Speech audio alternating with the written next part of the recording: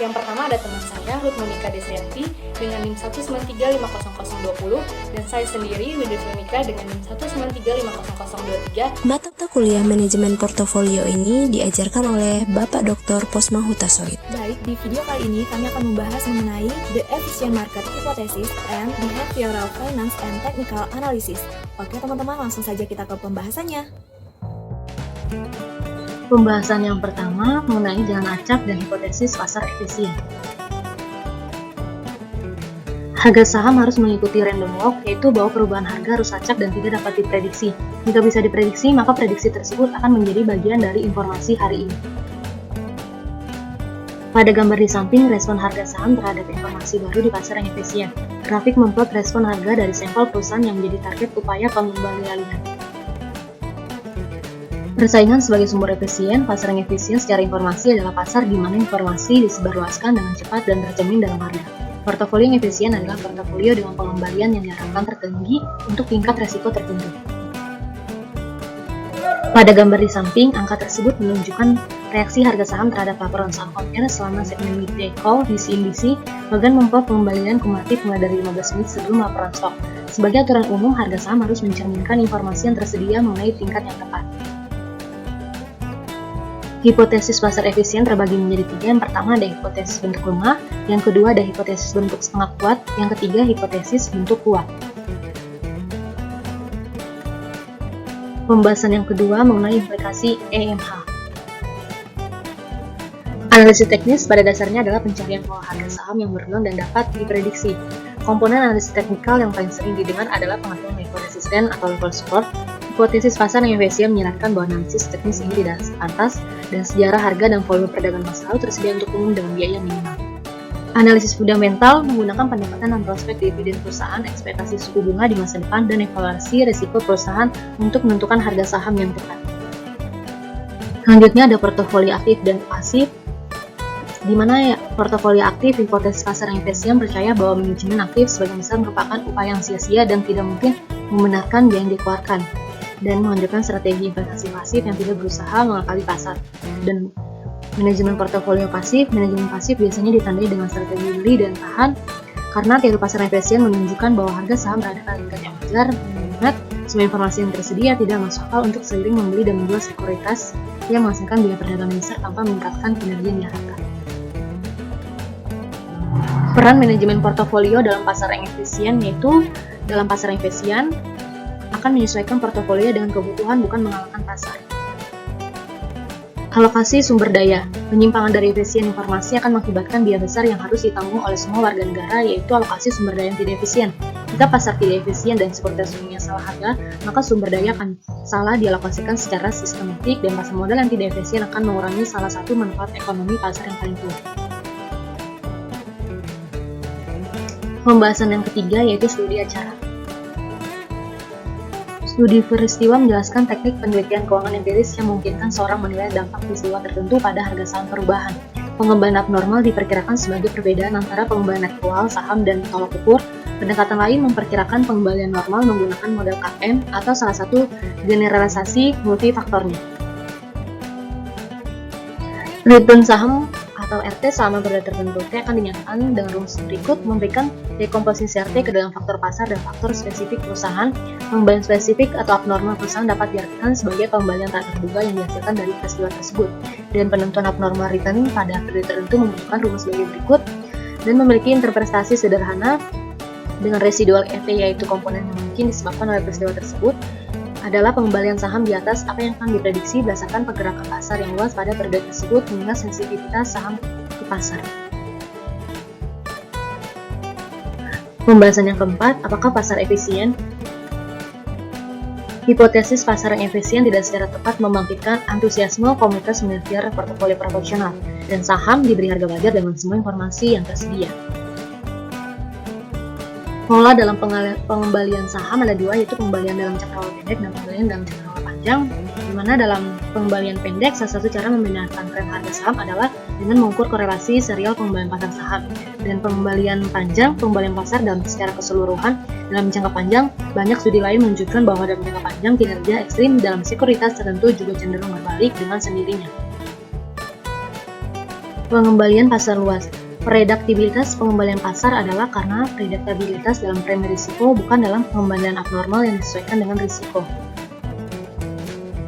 Efek perusahaan kecil pada gambar di samping, pengembalian tahunan rata-rata antara tahun 1926 dan tahun 2011 secara konsisten lebih tinggi pada portofolio perusahaan kecil.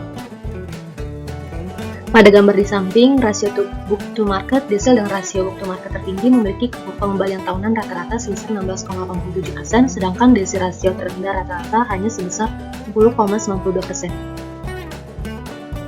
Pergeseran harga pasca pengumuman pada gambar di samping terdapat abnormal return yang besar atau melonjaknya abnormal return kumulatif pada hari pengumuman laba waktu 0. Premi risiko pada gambar di samping menunjukkan bahwa imbal hasil portofolio cenderung memiliki imbal hasil positif di tahun-tahun sebelum pertumbuhan pesat produk domestik bruto. Pembahasan kelima, kinerja reksadana dan analisis. Di sini ada dua bagian antara analisis pasar dan manajer reksadana. Pada gambar di samping menjelaskan bahwa Guercio dan Reuter menawarkan interpretasi yang lebih baik dari kinerja reksadana dan hipotesis Black and Green, dan menunjukkan bahwa investor penjualan langsung mengarahkan aset mereka ke dana dengan alfa positif, tetapi investor broken stall umumnya tidak. Pada gambar di samping dihitung dengan menggunakan modal 4 faktor pengembalian yang diharapkan dengan 2,5% pengamatan terbaik dan terburuk dikeluarkan dari distribusi ini. Analisis pasar pada strategi portofolio berdasarkan rekomendasi konsensus analisis akan menghasilkan aktivitas perdagangan yang sangat berat dengan biaya terkait yang mungkin akan menghapus potensi keuntungan dari strategi tersebut. Oke teman-teman, selanjutnya kita masuk pada bab ke-12 yaitu Behavioral Finance and Technical Analysis. Pada pembahasan pertama, kita akan membahas kritik perilaku. Perilaku keuangan merupakan teori keuangan yang mengabaikan bagaimana orang-orang di dunia nyata mengambil keputusan dan membuat perbedaan, sehingga menimbulkan pengambilan keputusan yang bersifat irasionalitas atau ketidakrasionalan. Nah, ketidakrasionalan ini dibagi menjadi dua kategori. Pertama, investor tidak selalu mengolah informasi dengan benar dan sehingga menyimpulkan distribusi probabilitas yang salah mengenai tingkat imbal hasil di masa depan.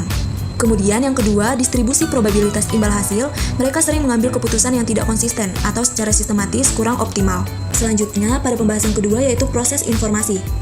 Nah, kesalahan pemrosesan informasi dapat membawa investor pada kekeliruan probabilitas yang sebenarnya dari kemungkinan kejadian atau tingkat imbal hasil yang berkaitan. Beberapa penyimpangan tersebut telah diungkapkan, dan berikut adalah 4 yang lebih penting. Yang pertama adalah kesalahan peramalan, yaitu terlalu banyak bobot pada pengalaman saat ini dibandingkan kepercayaan sebelumnya ketika melakukan peramalan. Kemudian yang kedua adalah kepercayaan berlebih. Maksudnya adalah orang cenderung untuk menaksir terlalu tinggi presesi keyakinan atau ramalan mereka, dan mereka cenderung untuk melebih-lebihkan kemampuan mereka. Kemudian yang ketiga adalah konservatisme. Maksudnya adalah investor terlalu lamban atau terlalu konservatif dalam memperbaharui keyakinan sebagai tanggapan akan bukti yang baru. Kemudian yang terakhir adalah pengabaian ukuran sampel dan keberpihakan. Maksudnya adalah menyimpulkan polanya itu terlalu cepat berdasarkan pada sampel yang kecil. Selanjutnya kita masuk ke dalam pembahasan yang ketiga, yaitu perilaku menyimpang. Perilaku menyimpang ini sangat mempengaruhi bagaimana investor menyusun pertanyaan mengenai resiko terhadap imbal hasil dan kemudian membuat pertukaran risiko imbal hasil. Nah, untuk menghindari perilaku menyimpang ini, maka yang dilakukan yang pertama adalah penyusunan. Maksudnya adalah seseorang akan bertindak enggan risiko dalam hal keuntungan, tetapi mencari risiko di dalam hal kerugian. Kemudian yang kedua adalah mental hitung, yaitu investor lebih cenderung menjual saham dengan untung daripada dengan rugi, yang bertentangan persis dengan strategi meminimalisasi pajak. Kemudian yang ketiga yaitu menghindari penyesalan, yaitu mengambil keputusan yang berubah dengan buruk, memiliki penyesalan lebih menyalahkan dirinya ketika keputusan itu tidak bisa terlaksanakan. Selanjutnya, pada pembahasan yang keempat, kita akan membahas teori prospek. Di sini terdapat dua gambar kurva. Pada bagian A ini menggambarkan uraian umum dari investor yang enggan berisiko. Semakin tinggi kekayaan memberikan utilitas yang lebih tinggi, tetapi pada tingkat yang menurun, melandai sewaktu seseorang menjadi lebih kaya.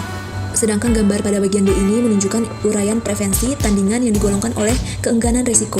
Kurva cembung di sebelah kiri, pangkal di bagian B itu akan mendorong investor mencari risiko daripada menghindari risiko ketika mereka mulai merugi. Selanjutnya, pokok pembahasan yang kelima yaitu keterbatasan arbitrase. Penyimpangan perilaku tidaklah masalah dalam menentukan harga saham jika pelaku arbitrase rasional dapat seutuhnya memanfaatkan perilaku investor.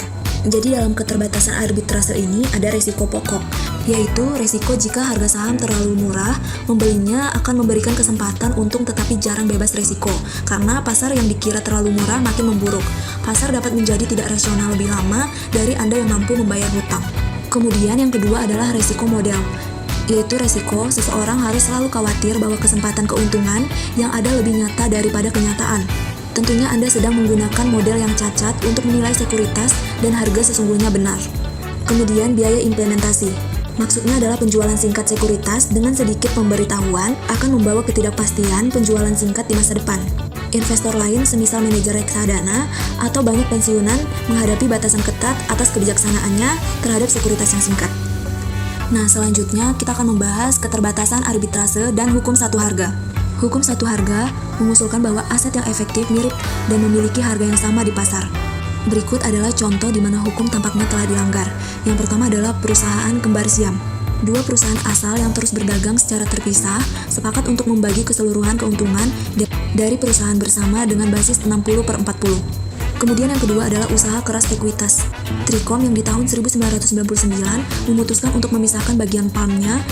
Ia pertama menjual 5% sahamnya di palm dalam IPO yang mengumumkan bahwa ia akan menyalurkan 95% sisa dari saham palmnya untuk memegang saham Tricom 6 bulan kemudian dalam peredaran.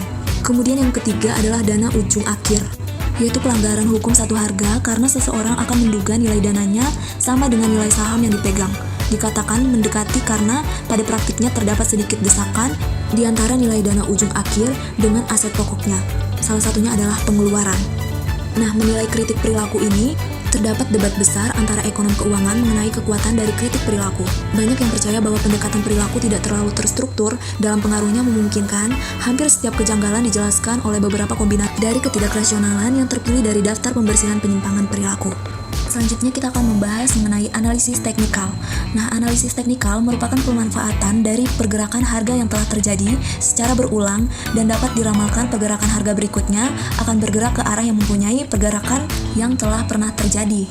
Pada pembahasan pertama yaitu menjelaskan tren dan pembenahan. Teori Dow mengemukakan 3 kekuatan yang secara serempak mempengaruhi harga saham. Yang pertama adalah tren primer, merupakan pergerakan harga jangka panjang yang berlangsung dari beberapa bulan hingga beberapa tahun. Kemudian yang kedua, tren menengah atau sekunder, diakibatkan oleh simpangan harga jangka pendek dari garis tren dasarnya. Simpangan ini dihilangkan melalui pembenahan ketika harga kembali ke nilai trennya. Kemudian yang ketiga adalah tren minor, merupakan fluktuasi harian yang pengaruhnya kecil. Dalam menilai teori Dow, jangan lupakan pelajaran hipotesis pasar efisien. Teori Dow ini didasarkan pada dugaan berupa pola harga terulang yang dapat diramalkan. Kemudian yang kedua adalah rata-rata bergerak, merupakan rata-rata tingkat indeks terhadap rentang waktu tertentu. Setelah periode di mana harga umumnya turun, rata-rata bergerak akan berada di atas harga saat ini, atau karena rata-rata bergerak di harga yang lebih lama dan lebih tinggi. Kemudian yang ketiga adalah lebar pasar. Lebar pasar merupakan ukuran dari tingkat di mana pergerakan di pasar indeks dicerminkan secara luas di dalam pergerakan harga seluruh pasar di pasar saham. Ukuran paling umum dari luas adalah sebaran antara jumlah saham yang naik dan turunnya harga. Selanjutnya kita akan membahas indikator sentimen. Untuk indikator pertama adalah statistik trend, yaitu volume pasar terkadang digunakan untuk mengatur kekuatan naik turunnya pasar. Pengembalian pasar dipertimbangkan lebih bearish ketika terkait dengan volume yang lebih tinggi. Rumus dari statistik trend adalah volume trend per number decline dibagi dengan volume advancing per number advancing. Maka dari itu, trend merupakan rasio rata-rata volume yang menurun dengan rata-rata volume naik. Kemudian yang kedua adalah indeks keyakinan.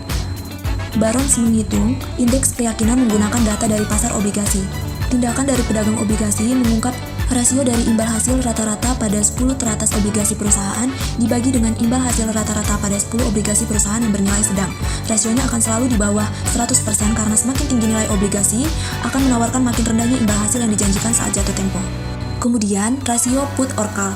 Opsi call memberi investor hak untuk membeli saham dengan harga tawaran yang tetap dan merupakan sarana untuk bertaruh pada kenaikan harga saham. Sedangkan put option memberikan hak untuk menjual saham dengan harga tetap dan merupakan sarana untuk bertaruh pada penurunan harga saham.